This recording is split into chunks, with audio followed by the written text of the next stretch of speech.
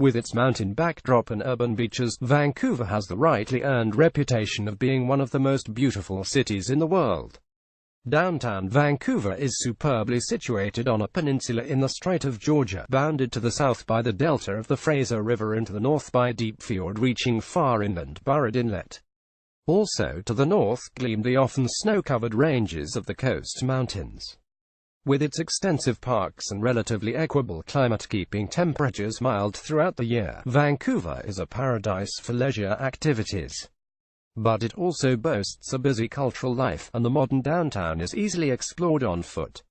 The scenic city was showcased to the world when it hosted the 2010 Winter Olympics in conjunction with nearby Whistler. Stanley Park is a lush peninsula park of huge trees adjacent to downtown Vancouver. A paved seawall path encircles the green space, and most visitors take the time to explore on foot or by bicycle. Inland, the park offers many things to do, and visitors can spend a full day exploring attractions ranging from the totem poles at Brockton Point to the West Coast sea life at the Vancouver Aquarium. Spectacular views are a standard throughout the park.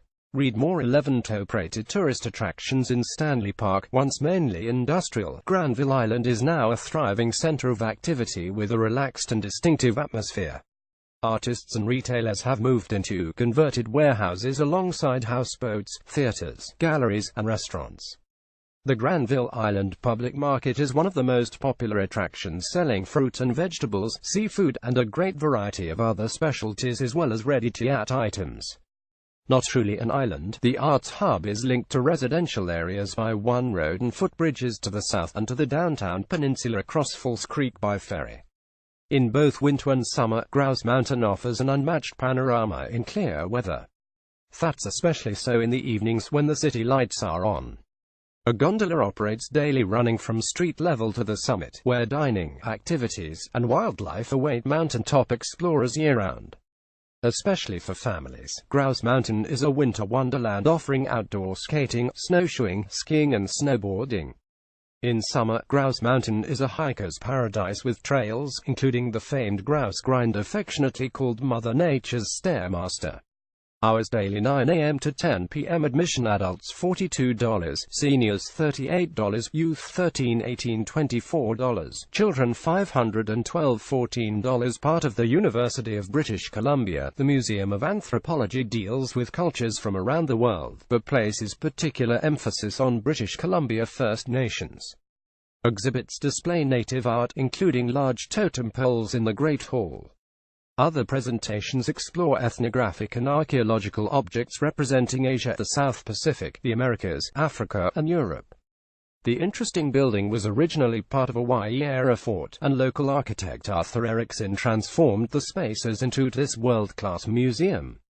Other attractions on the university campus include the clothing-optional shoreline of Wreck Beach, the natural history-focused BT Biodiversity Museum, and the rambling UBC Botanical Garden with its many interesting plantings and delicate Nitobe Japanese garden. Hours daily 10 a.m. 5 p.m. until 9 p.m. on Tuesday. Admission adults $16.75, students and seniors $14.50. The sandy shoreline of Kitsilano Beach defines the laid-back, fun-loving Vancouver lifestyle.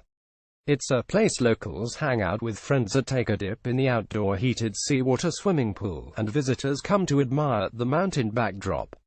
Views from Kitsilano over the city centre are wonderful. In addition to the beach and ocean front, the area has a number of cafe and walking trails, and a vibrant shopping strip lies a few blocks south on West 4th Avenue.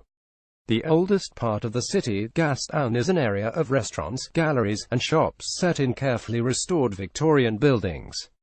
Heritage structures, cobblestone streets, and iron lampposts give the district its distinctive atmosphere.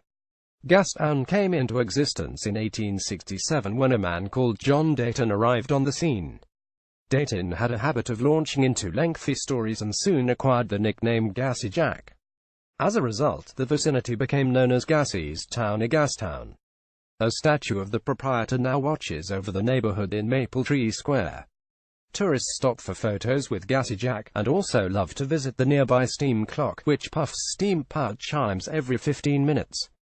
For many Vancouver visitors, Canada Place is where a trip begins. The unusual roof creates the impression of a huge sailing vessel. The architecturally remarkable structure is part cruise ship terminal, part convention center and hotel, and part hub for sightseeing bus tours. At the end of the pier, there are panoramic views and the Flyover Canada attraction, a fun flight simulator and Canadian geography lesson. Also nearby, Waterfront Station is a major transit hub with ferries departing for the public market at Lonsdale Quay in North Vancouver.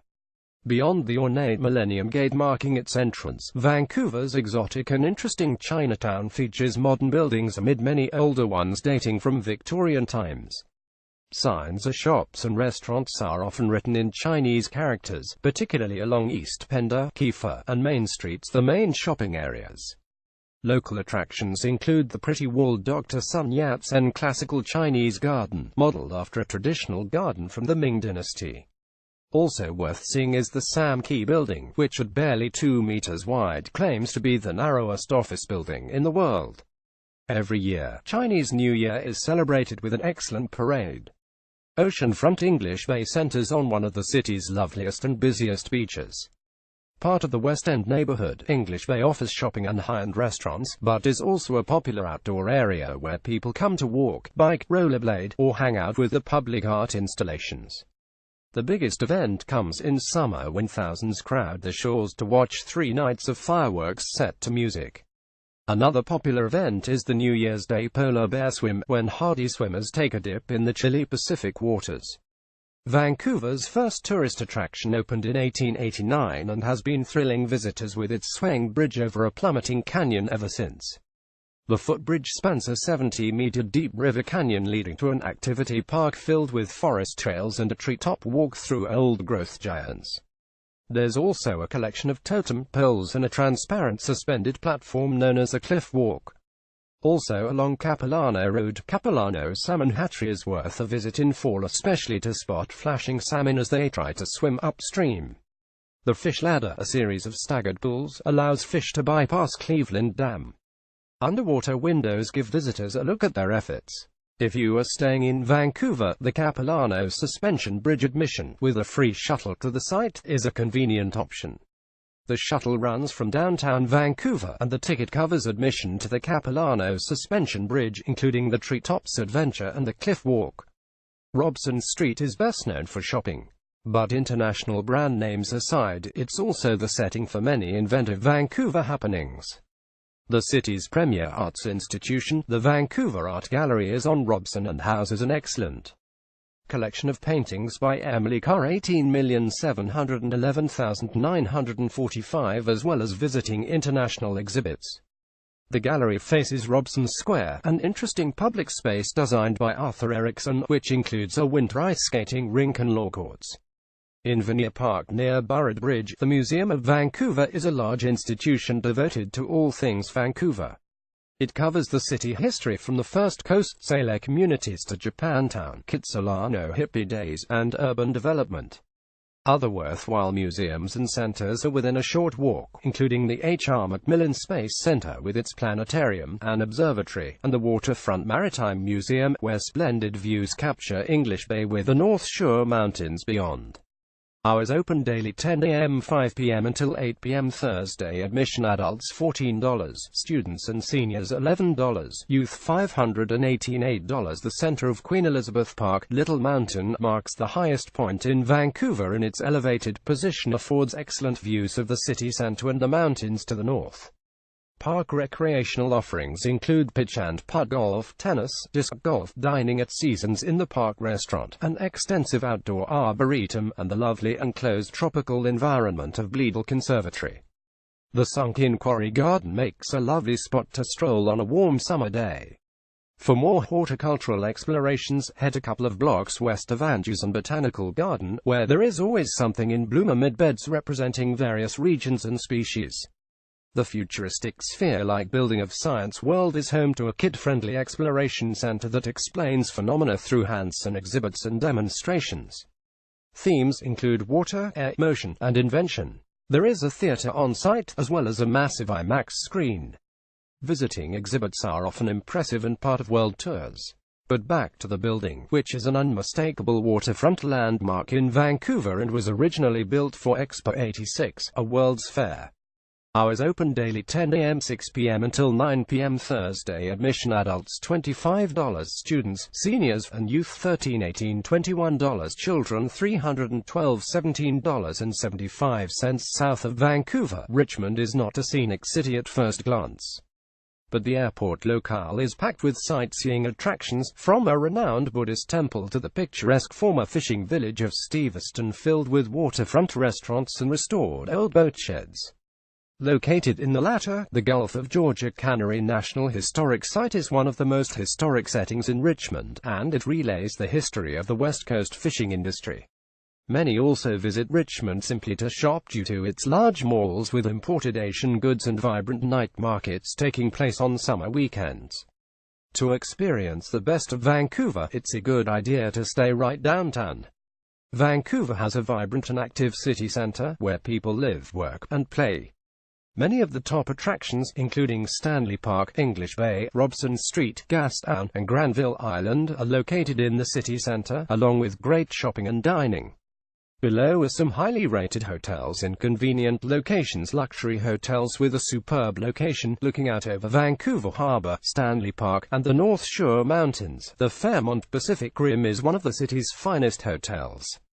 Just off Robson Street near the famous Vancouver Public Library, the boutique El Hermitage Hotel is a great luxury option for families or groups, with regular rooms and multi-room suites with kitchens.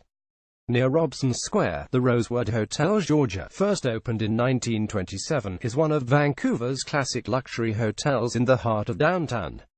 Mid-range hotels. True mid-range hotels are in scarce supply in the city centre. At the top end of mid-range, the centrally located Hotel Le Soleil is a lovely boutique hotel with elegant suites. Near False Creek and Granville Island, the Residence Inn by Marriott is an extended-stay hotel with studios, as well as suites with full kitchens. At the east end of downtown, close to BC Place, Science World, and Gastown, is the well-appointed Georgian Court Hotel. Budget hotels in a great location, within easy walking distance of Stanley Park, Robson Street, and many good restaurants, is the reasonably priced Buchan Hotel.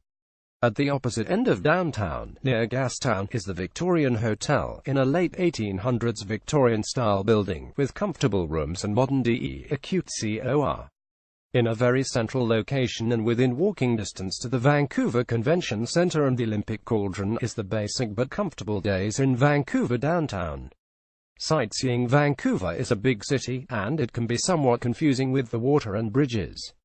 A great way to see the attractions and get acquainted with the layout of the city is on a hop-on hop-off bus tour or a hop-on hop-off trolley tour. The bus tour stops at 24 locations, and the trolley stops at 36 points of interest. Tickets are valid for either 1 or 2 days for both of these tours. Day trips. Vancouver Island is one of Canada's most beautiful destinations, and it's less than 2 hours away by ferry from Vancouver.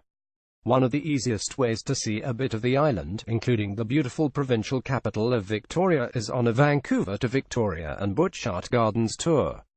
This tour takes you by bus and scenic ferry ride through the Gulf Islands to Victoria, where you'll have time to explore the city and see the famous Butchart Gardens, located just outside the city.